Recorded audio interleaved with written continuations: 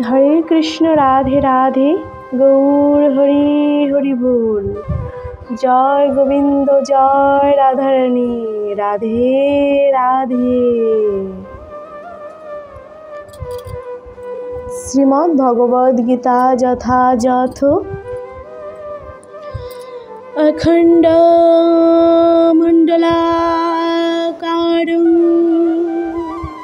व्यक्तं येन चराचरं तत्पदं दस्मितं येन तस्मै श्री गुरवे नमो। गुरु ब्रह्मा गुरु विष्णु गुरुदेवो महेश्वर गुरुदेवो परमो ब्रह्म तस्मै श्री गुरवे नमो। हे कृष्ण करुणा सिंधु दीनबंधु जगतपते गोपेश गोपिका कांत राधा कांत नमस्तुते। तप्त कांचन गौरांगी राधे वृंदावनेश्वरी वृषभानुसुते देवी प्रणमामि हरिप्रिये। वाञ्छाकल्पतरुभ्यश्च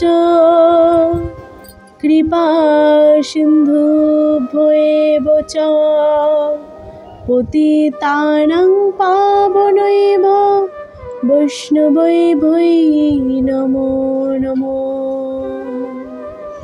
श्री कृष्ण चैतन्य प्रभु नित्यानंद श्री अद्वैत गदाधर श्रीवासादि गौर भक्तवृंद। ओम नमो भगवते वासुदेवाय। ओम नमो भगवते वासुदेवाय। ओम नमो भगवते वासुदेवाय। ओम हरि ओम तत्सत्।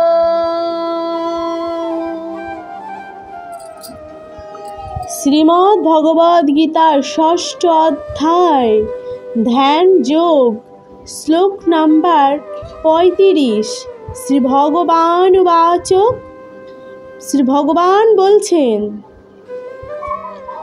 असंशयं महाबाहो मनं दुर्निग्रहं चलम् अभ्यासेन तु कौन्तेय वैराग्येन च गृह्यते।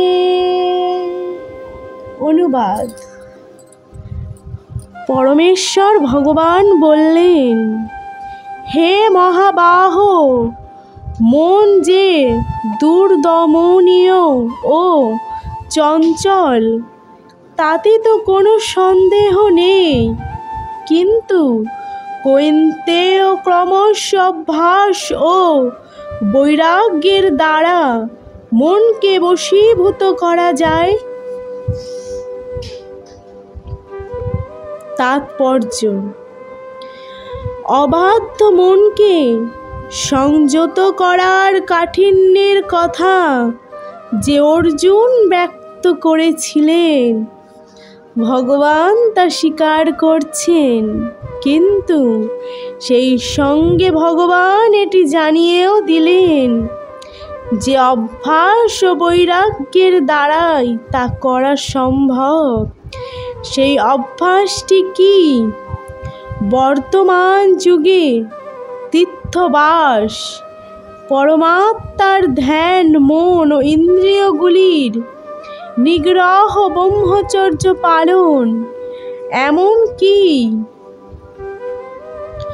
একাকী অবস্থান আদি কঠোর বিধি নিষেধ পালন করা সম্ভব নয়। তবে কৃষ্ণ ভাবনামৃত অনুশীলন করার ফলে নববিধা ভক্তির, ভগবত ভক্তির সাধন হয়ে থাকে। এই ভগবত ভক্তির প্রথম ও প্রধান অঙ্গ হচ্ছে কৃষ্ণ কথা শ্রবণ। মনকে সমস্ত ভ্রান্তি ও অনর্থ থেকে শুদ্ধ করবার জন্য একটি অতি শক্তিশালী পন্থা। কৃষ্ণ কথাকে যত বেশি শ্রবণ করা যায়, মন ততই প্রবৃত্ত হয়ে কৃষ্ণ বিবক বিষয়ের প্রতি অনাসক্ত হয়।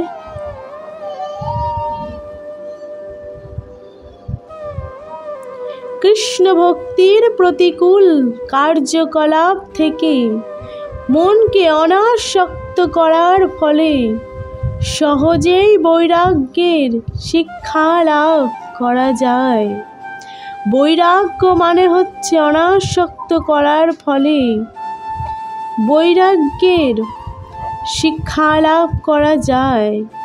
বৈরাগ্য মানে হচ্ছে জড় বিষয়ের প্রতি অনাসক্তি এবং ভগবানের প্রতি আসক্তি।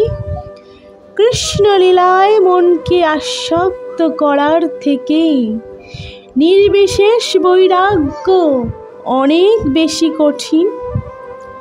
বস্তুত কৃষ্ণ লীলার প্রতি আসক্তি খুব সহজই সাধ্য, কারণ কৃষ্ণ কথা শ্রবণ করা মাত্রই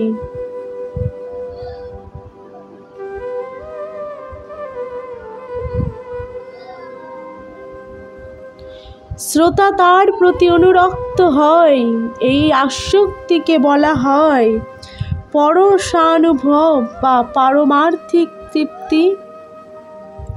এই অনুভূতি অনেকটা ক্ষুধার্ত ব্যক্তির প্রতি মাসে চক্ষু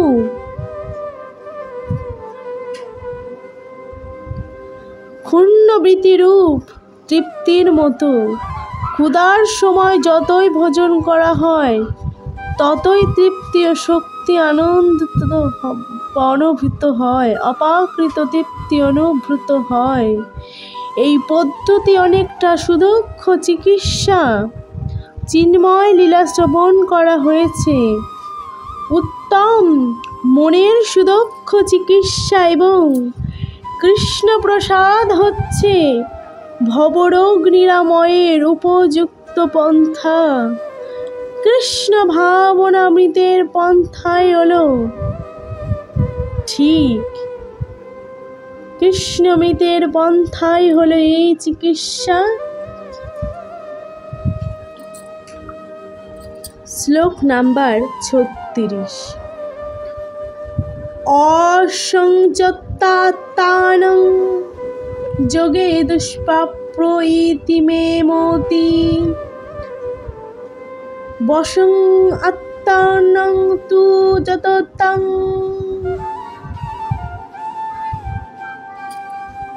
শক্য সমর্থ অবাপ্ত উপায়া। অনুবাদ: যে ব্যক্তির চিত্ত অসংযত তার পক্ষে আত্মশালী বা আত্ম উপলব্ধি দুষ্প্রাপ্য, কিন্তু সংযত চিত্তে যথার্থ উপায় অবলম্বন পূর্বক সচেষ্ট ব্যক্তি অবশ্যই সিদ্ধি লাভ করেছেন। সেটি আমার অভিমত। তাৎপর্য: পরমেশ্বর ভগবান জানিয়ে দিচ্ছে যে জড় বিষয় থেকে মনকে অনাসক্ত করার যথার্থ চিকিৎসা গ্রহণ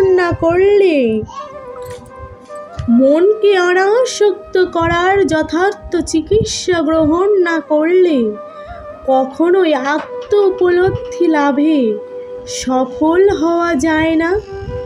মনকে সুখভোগ নিয়োজিত রেখে যোগের অনুশীলন করাটা জল ঢেলে আগুন জ্বালবার চেষ্টার সামিল মাত্র।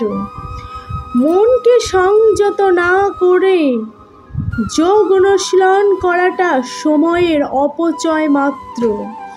এই ধরনের লোক দেখানো যোগ সাধনা হয়তো জাগতিক বিচারে অর্থ উপার্জনের জন্য একটি ভালো উপায় হতে পারে, কিন্তু পরমার্থ সাধনের ব্যাপারে তা সম্পূর্ণ নিরর্থক। তাই নিরন্তর ভগবানের অপাকৃত প্রেমময় সেবায় নিয়োজিত করে মনকে অবশ্যই সংযত করা উচিত।